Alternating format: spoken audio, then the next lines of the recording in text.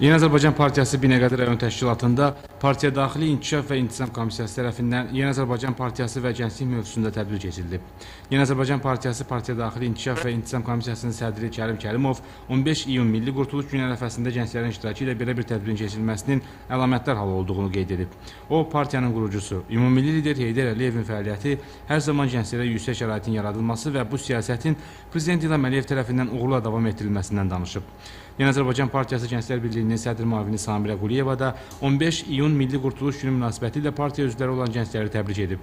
O, Ulu Öndər Heydər Əliyevin hər zaman gənclərə xüsusi diqqət göstərdiyini bildirib. Yeni Azərbaycan Partiyası Binəqədi rayon təşkilatının sədri Ramiz Göyüşov rayonda gənclərin inkişafı üçün görülən işlərdən danışıb. Yeni Azərbaycan Partiyası rayon təşkilatlarının Gənclər Birliyinin sədrləri və üzvləri partiyanın gənclərin hərtərəfli inkişafına həsr olunan fəaliyyəti, beynəlxalq əlaqələri, həyata keçirilən layihələr və digər mövzularda çıxış ediblər. Yeni Azərbaycan Partiyası Binəqədi rayon təşkilatının aparat rəhbəri Qabil Qafarov partiyanın rayon təşkilatı tərəfindən həyata keçirilən layihələrdən danışıb. Yeni Azərbaycan Partiyası Binəqədi rayon təşkilatı Gənclər Birliyinin sədri Qüdsi Bayramov rayon partiya təşkilatının gənclərlə əməkdaşlıq etdiyini qeyd edib.